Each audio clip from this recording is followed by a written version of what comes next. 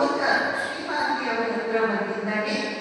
ಶ್ರೀಮಾತೆಯವರು ಅವನು ಮಂತ್ರ ದೀಕ್ಷೆ ಬೇಕು ಅಂತ ಕೇಳಿಕೊಂಡಿದ್ದಕ್ಕೆ ಅವನಿಗೆ ಮಂತ್ರ ದೀಕ್ಷೆಯನ್ನು ಕೊಡ್ತಾರೆ.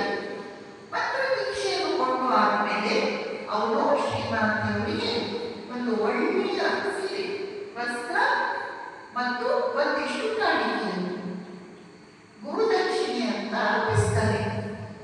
ಶ್ರೀಮಾತೆಯವರು ಹೇಳ್ತಾರೆ, ನೀನು ತುಂಬಾ ಕಷ್ಟದಲ್ಲಿದ್ದೀಯಾ, ನೀನು ಅನಾಥ ಬಡತನದಲ್ಲಿದ್ದೀಯಾ, ಹೀಗಿರುವಾಗ ಇಷ್ಟೆಲ್ಲ ದುಬಾರಿ ವಸ್ತುಗಳನ್ನು ಕೊಡುವ ಅವಶ್ಯಕತೆ ಏನಿದೆ? ಇವೆಲ್ಲ ಬೇಕಿಲ್ಲ.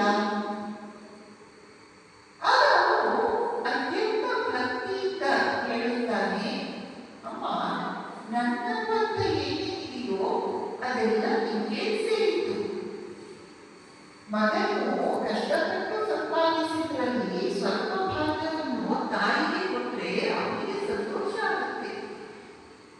ಅದಕ್ಕಾಗಿ ನಾನು ನಿಮಗೆ ಇದನ್ನು ಅರ್ಪಿಸ್ತಾ ಇದ್ದೇನೆ ಅಂತ ಹೇಳ್ತಾರೆ. ಅವರ ಭಕ್ತಿಯನ್ನು ನೋಡಿ ಶ್ರೀಮಾತೆಯವರು ಏನು ಮಾತನಾಡಲಿಕ್ಕೆ ಹೋಗಲ್ಲ. ಶ್ರೀಮಾತೆಯವರು ಸಂಪ್ರೀತರಾಗಿದ್ದಾರೆ ಎಂಬುದನ್ನು ಗಮನಿಸಿ ಅವನು ಒಂದು ಪ್ರಶ್ನೆಯನ್ನು ಕೇಳ್ತಾನೆ. ಅಮ್ಮ, ನಂದು ಒಂದು ಪ್ರಶ್ನೆ ಇದೆ. ನಿಮ್ಮನ್ನು ಎಲ್ಲರೂ ಭಗವತಿ, ದೇವಿ, ಆದ್ಯಾಶಕ್ತಿ ಅಂತೆಲ್ಲ ಕರೀತಾರೆ. ನನಗೂ ಅದರಲ್ಲಿ ನಂಬಿಕೆ ಇದೆ.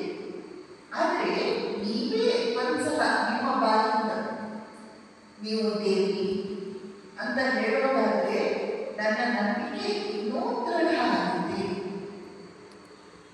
ಅಂತ ಅವನು ಹೇಳ್ತಾನೆ. ನೋಡಿದ್ದೆ ಅವನು ಹೊಸ ಭಕ್ತ.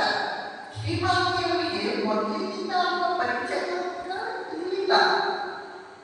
ಆದ್ದರಿಂದ ಬೇಕಿದ್ರೆ ಶ್ರೀಮಾತೆಯವರು ತಮ್ಮ ದೈವತ್ವವನ್ನು ಅವನ ಮುಂದೆ ಮರೆಮಾಚಬಹುದಾಗಿತ್ತು. ಯಾಕಂದ್ರೆ ಅವನೇನು ಅಂತ ಆತ್ಮೀಯ ಭಕ್ತ ಅಲ್ಲ.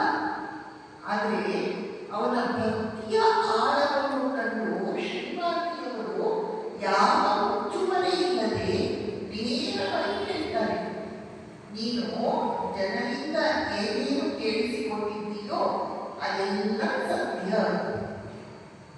ಅಂದ್ರೆ ಅವರು ತಾಯಿ, ಭಗವತಿ, ದೇವಿ, ಆದ್ಯಾಶಕ್ತಿ